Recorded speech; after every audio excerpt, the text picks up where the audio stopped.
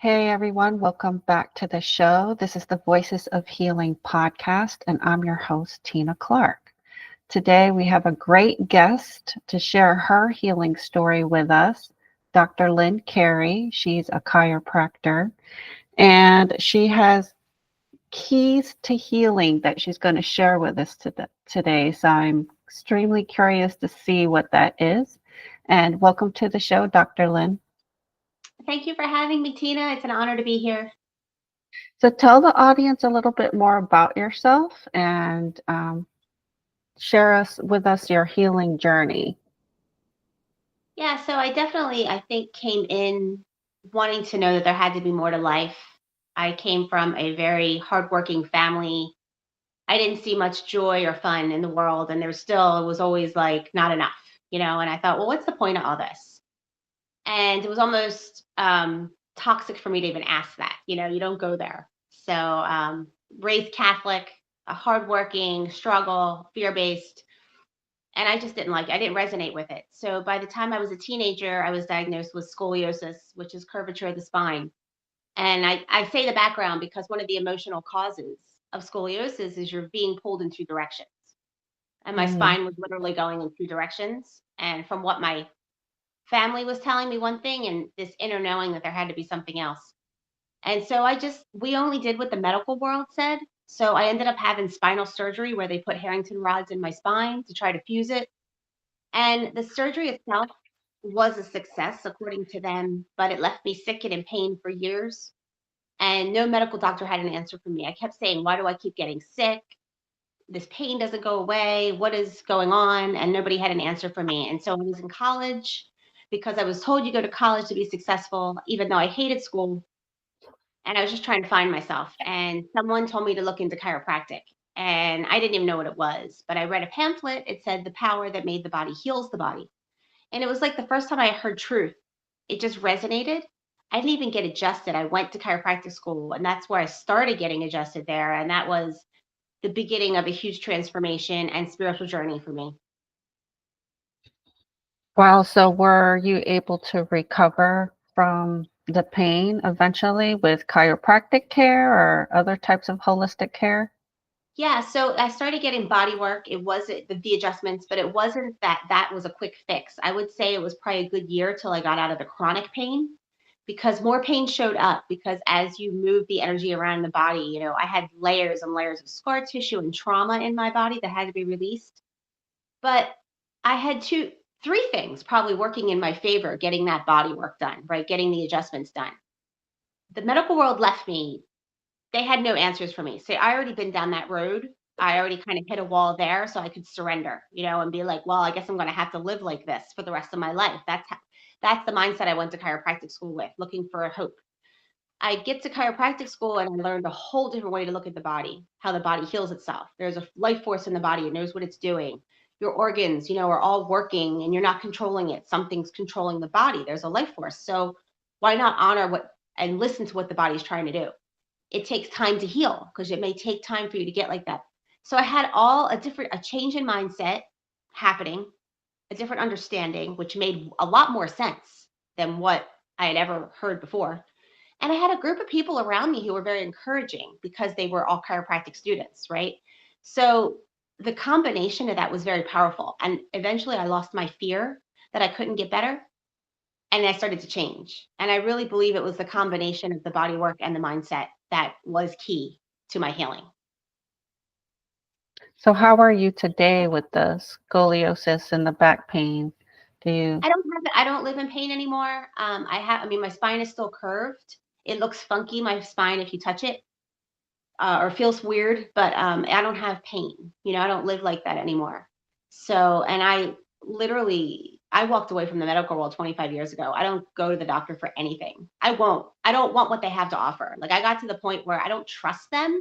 I don't like how they view health. They don't view health. They view disease. And Mhm. I don't want their solutions. So that's a very empowered place to be. And I really would love to share. I love sharing that viewpoint for people because I think it's very empowering. I see the medical world does a lot more damage than they do good, in my opinion. Big pharma, I think, controls it. It's about money, and I don't think it's about healing. insurance companies, the whole thing. It's crazy. It's a really upside down world. And I just like to give people hope because there's so much fear around disease. And there's a whole nother way to look at it. Yeah, so and in chiropractic school, what did you learn about scoliosis? I mean, how would you adjust for that? If someone had it, how would a chiropractor adjust for that? Well, there's a couple things. You can look on an x-ray and see if, like, some people have a vertebrae that's not formed properly. So if it's crooked, the bone is malformed. Your body's always bringing the eyes centered over the pelvis. So a crooked spine may be natural for you. I didn't have any pain with my crooked back. It might have been fine to be left alone. Um, you adjust the spine to keep all the vertebrae moving properly because that's how the brain communicates with the body because the nerves exit through the spine, right? So it's like these electrical energy pulses going from the brain into the body and back. That's the communication lines. So you want the spine moving. They tried to fuse my spine. So not only did they cut off parts of my spine to get bone chips, to after they put the metal rods in, they sprinkled the bone chips because they wanted to fuse my discs and all that so it didn't move anymore. That's the most asinine thing I've ever heard. It's like the most barbaric thing, and they still do this today. And they show my surgery first quarter of chiropractic school, and they say, "Look how barbaric this is. Look what they do to the spine." And so I was in there hearing this, watching this surgery, almost like ready to throw up because I'm like, "Oh my God, this is what I had done." And I really was like a specimen in school because people couldn't believe that I had this done. Everybody wanted to feel my spine, but I was in so much pain and so much, I couldn't just have like chiropractic students would practice on each other or palpate each other's spines. And I couldn't have much done because I was in so much, so I really had to, I would go to, that we had clubs after school where students would learn from other chiropractors certain techniques. And I remember just going to this one technique that was very specific, very gentle on the spine. And it was so perfect, for me. And so I learned that technique first. I stuck with that for a while um, before I branched off into more getting into the energetic work. But it took a while for me to feel the energy because I was so disconnected from my body. And I just think it was because of so much trauma that happened to me. So, um, it was a very interesting dynamic to learn from. So when they recommended the surgery, were you actually in pain at that time? No, but they had me scared that I had a bump in my back. I lost the waistline. It was labeled severe, and they just say, I guess you're going to keep going like that. How bad can it get? And they wanted me to wear a brace. I don't know if anybody heard. It's like they're called. I think it's called the Milwaukee brace, and it goes from your armpits up to your hip, like to the top of your hips, and it wraps around your body, and it's as hard as a brick wall. And they wanted me to wear this like 23 to 24 hours a day until I was done growing. I was 14. I didn't even have my period yet. So they say it takes a few years after you get your menstrual cycle to really say that your bones have matured. So they wanted me to wear this for like the next 5 years. And I mean, I just wanted another opinion. And of course, the only opinions that I got were all orthopedic people. So they were all coming from the same place. But this one orthopedic doctor, he was a surgeon, he said, you could wear it 12 hours instead of 23. Well, that was already better for me. I mean, because the thing was horrible. You would sweat in it. I mean, I wore a t-shirt underneath, but I would sweat in it. I had cuts under my arms because it was so hard. It was ridiculous. So when he said you could have the surgery and in 6 months be free of it all, I went with it.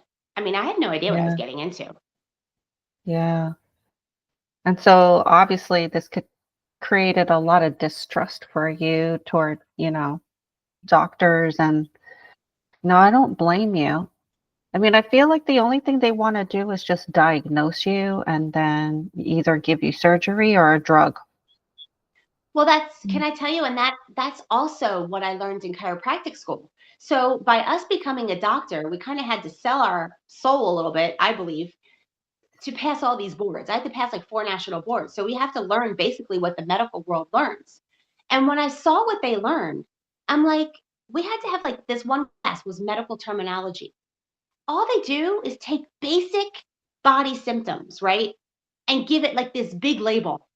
Like you have nerve pain, they call it neuritis. You have stomach pain, gastritis. Like hypertension is high blood pressure. Like they make it sound scary and unknowing. So they have control over you. It's the whole system.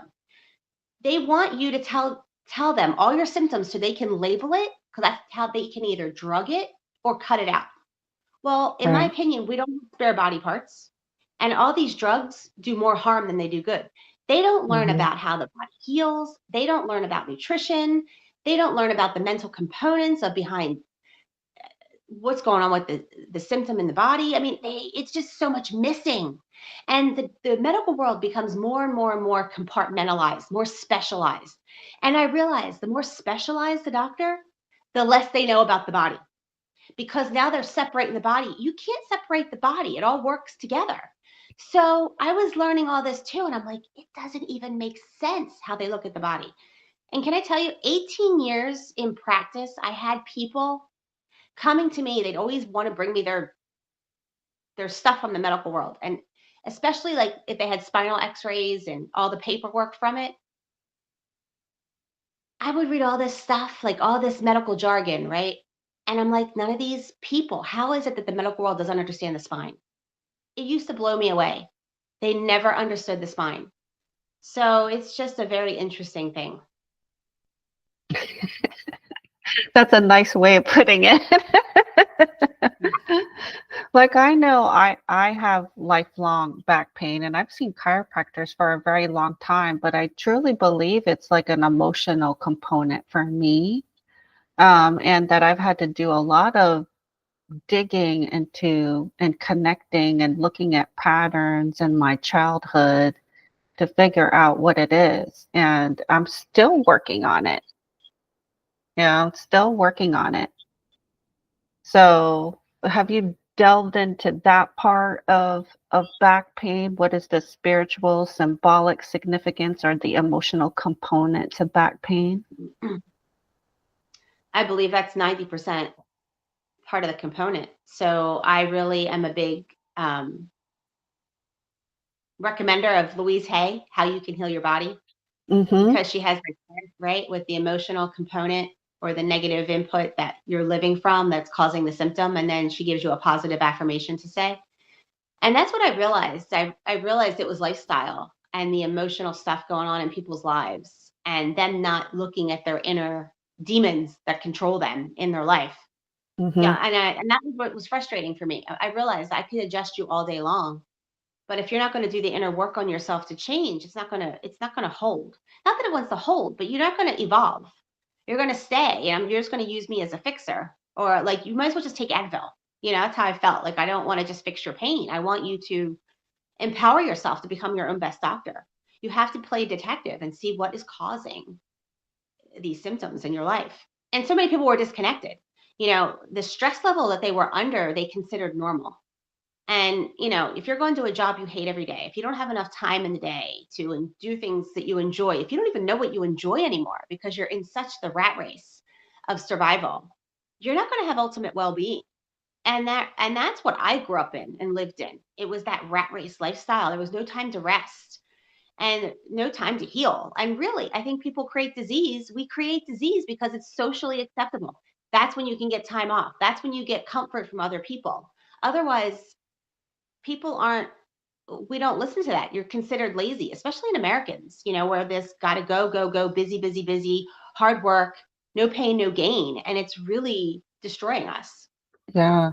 And spiritually and emotionally, when you have back pain, you don't feel like you're being supported. That's right. Yeah, so whatever it is, it may not even be conscious, it may not be walking around like, hey, no, I don't feel support, no one backs me up, but on a subconscious or emotional level, you could be feeling that way. Well, you hit the nail on the head. It is usually not conscious. And that's why the body has to get symptomatic to make you start paying attention, because you're not paying attention. We have Hmm. normalized this unnatural lifestyle so much that we almost feel guilty questioning it. I mean, that's how I felt growing up. I felt guilt to question that there's got to be more to life. Like I was crazy. Oh, you're not Hmm. grateful. And I'm like, I want to die every day. I don't want to get up in the morning. I don't want to go to school. And then my family had a business that I would work in. Once I got to high school, I worked after school. They were all miserable. I hated it, but I couldn't leave. It was like I was trapped because of the family guilt, and then the religion. I mean, the whole thing is so insane. Yeah. Like Yeah, I grew up Catholic too, and I really can relate to this feeling of seriousness growing up. Like nothing was fun. No one was joking around about anything. It was a scarcity of time and scarcity of money and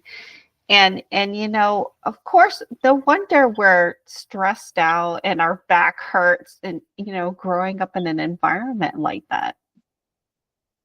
well, that's the whole thing. And nobody was telling me anything different. So if that's all you don't have answers except this inner knowing, but you don't have anything outward to place it on. And so for me, hearing that philosophy of chiropractic was the first time I heard something that resonated. And then it confirmed, okay, I know that I know. Now I'm going to look for answers for everything in life: relationships, money, purpose, happiness. Like I questioned everything. And now I was able to find answers. I knew there was. Once you tap into truth somewhere, you can start Yeah. finding it in other places. And then same thing with me, all I was advised growing up was, I was a smart kid. I got good grades. So, you either going to be a doctor or a lawyer. Thank God I was smart enough not to do either. But I still went to college and got a master's degree. And then the advice is, oh, you'll get a good job and that's it.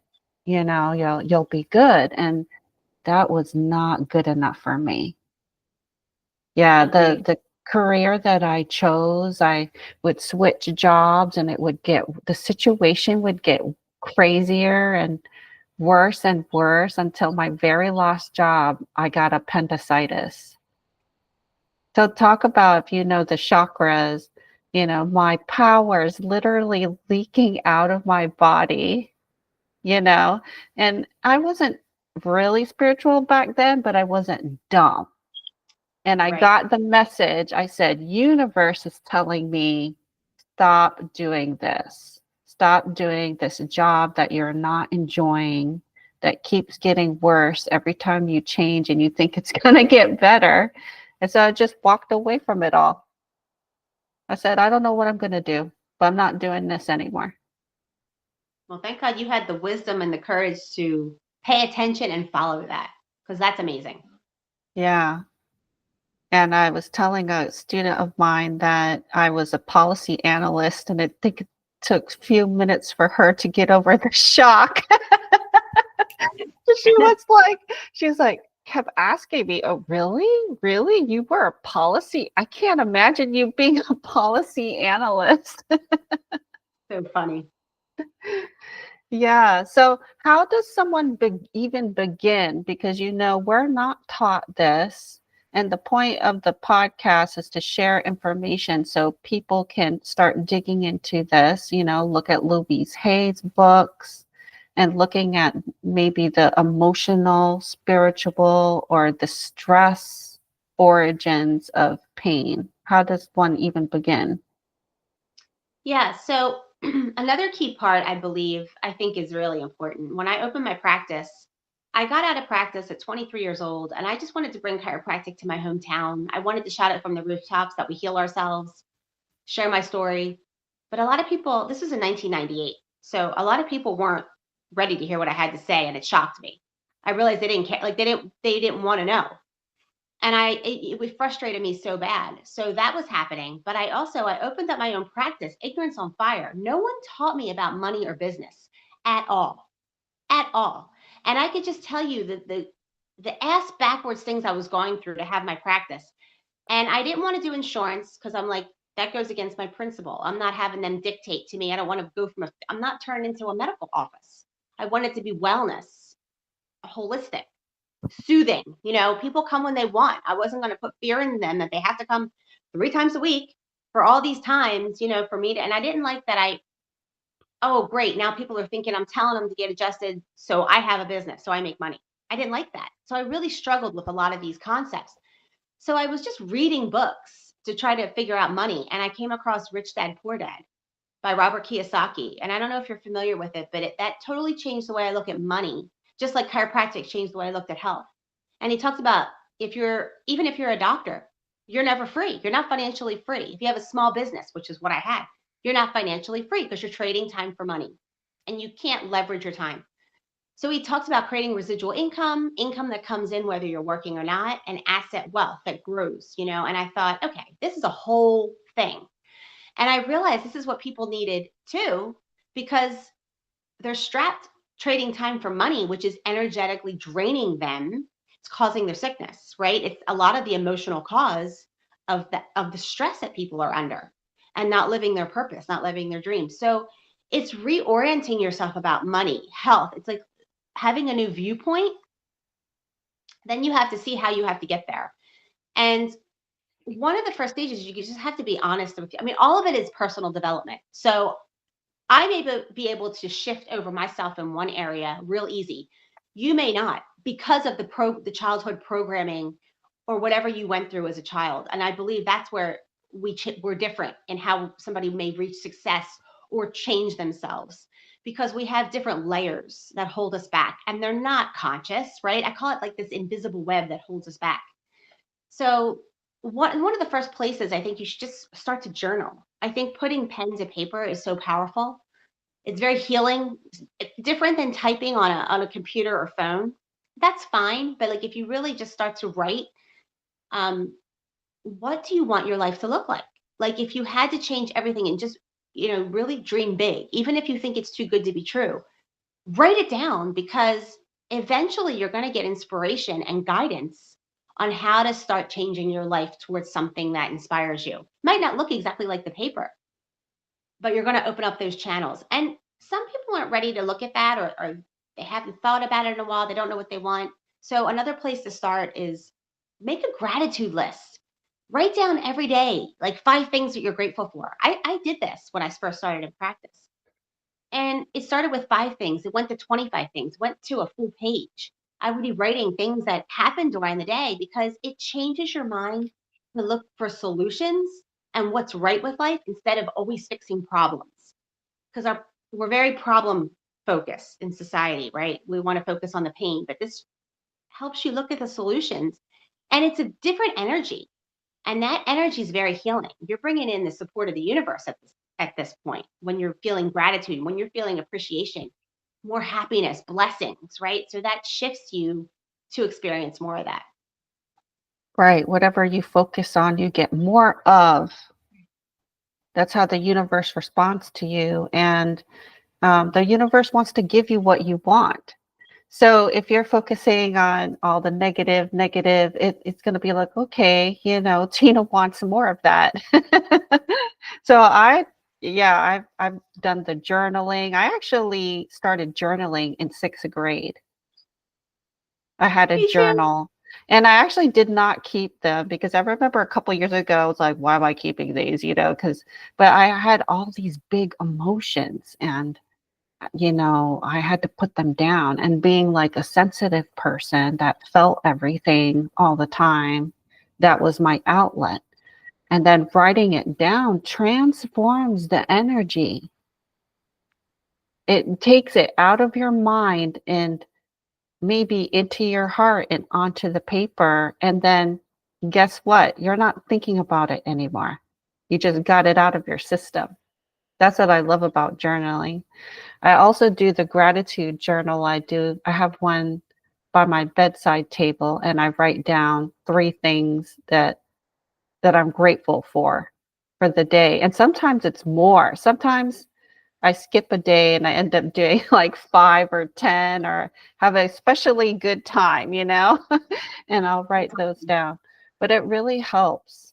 Can I Um, tell you this funny? I've been journaling since I was 6th grade too. 11 years old, I started journaling, and I kept all mine. And that's some of my problem. Like I'll get rid of everything, but my old photo albums, my journals, and my books. Like when I move, it's such a nightmare. I'm like, everything else I can get rid of, but those I can't seem to part with.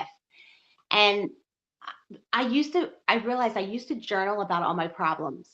And then when I Mm-hmm. started doing the separate gratitude journal, I had the journal where I complained, and then I had the gratitude journal. After like 5 years of doing both, I realized my mind was different, and I was so shifted on not complaining, but looking at all my blessings throughout the day that I was able to now I just journal about my day and how cool it was. Usually it's 90% positive. So Yeah. I kind of ended up combining both because of the shift that I had within myself from doing it. Yeah. And one of the things I recommend to people, because they feel like writing it in a journal is so permanent, and so I suggest, hey, grab some loose leaf papers, and say there's a person that really struggling with now, and they can't talk to them. A lot of us can't talk to really difficult people in our lives. They're not open to it. They don't want to hear it. It's going to turn into a fight, or something. So I suggest write a letter to this person and don't hold back. I mean, I said, it's amazing to people that they don't even want to like write it down. I'm like, no one is going to read it but you. So you write a heartfelt letter. If you're angry, be angry. If you want to call names, write names, get it all out of your system, and then get rid of it. Tear it up and throw it away. You could go outside and burn it in a bonfire. That's always fun. I like doing that.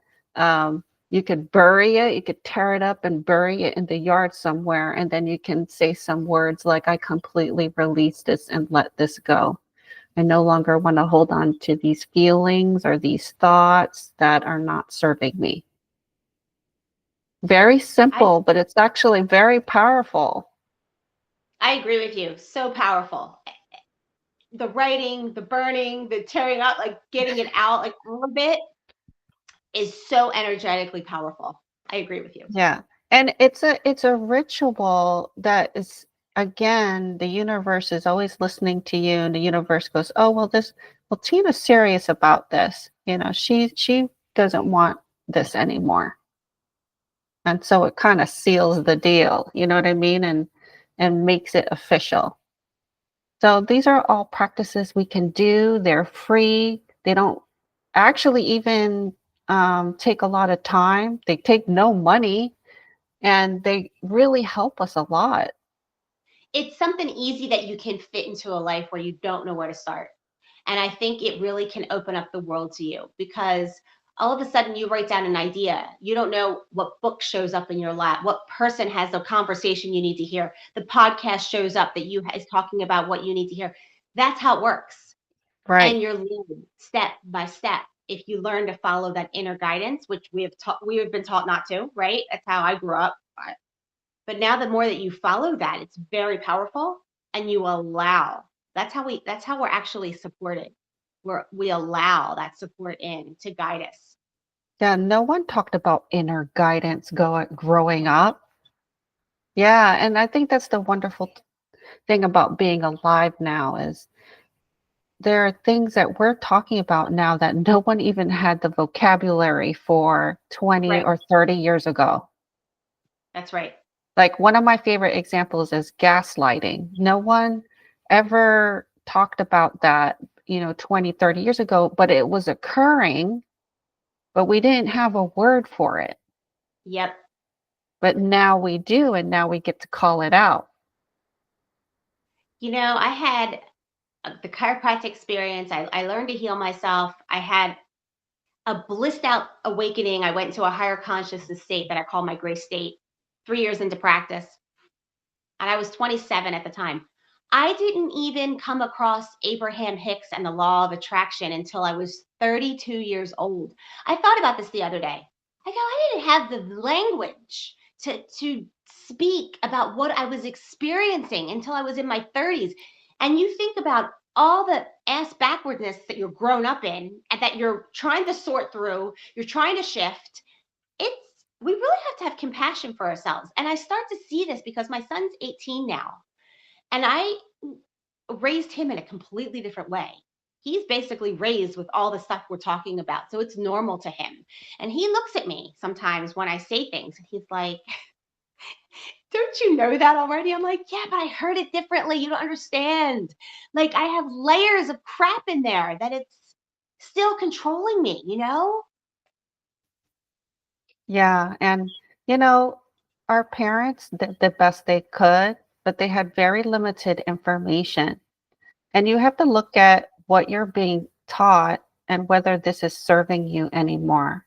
And if it's not, you need to shift and change it. And no one's going to change it but you. No one's going to do it but you. And so another great way to start is to get that book by Louise Hay, Heal Your Life. And if you have any issues, you know, health issues, look them up. What did they mean? What is the statement, you know, the affirmation that I can write it down every day or recite it out loud every day, or, you know, start moving toward more of a holistic way of figuring out what's afflicting you.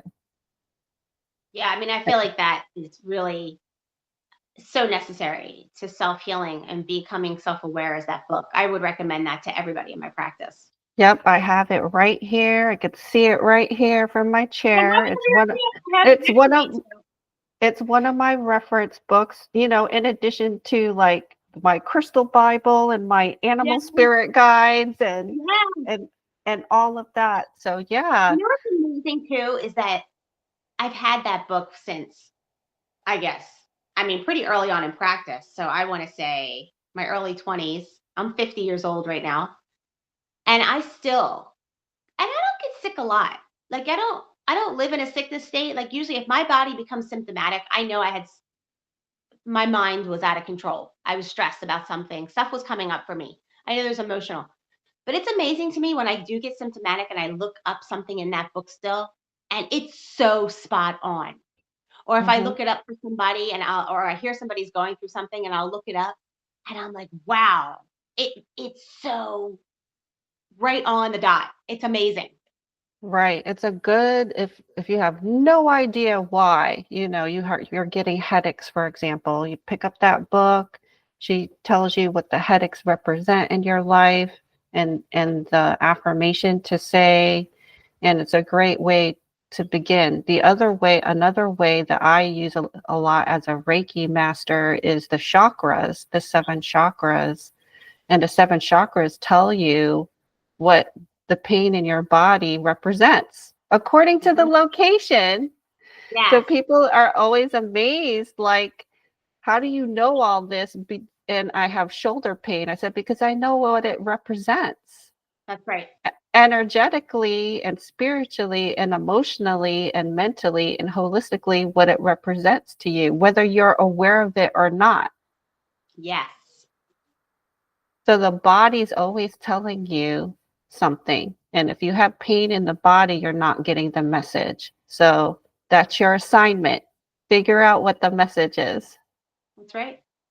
It's not really, look at it, that's what I loved about chiropractic school. We called it dis-ease, not disease. It's Hmm. dis-ease in the body. So what is your body trying to do? And we don't even, why judge a symptom that it's bad? It's your body's way of bringing yourself back to balance. The reason it becomes a worry is if it becomes chronic, and that's because you're not getting a message. There's something that you're not connecting. Otherwise, let your body, let the cold run its course, let the fever run its course because it's making your body new.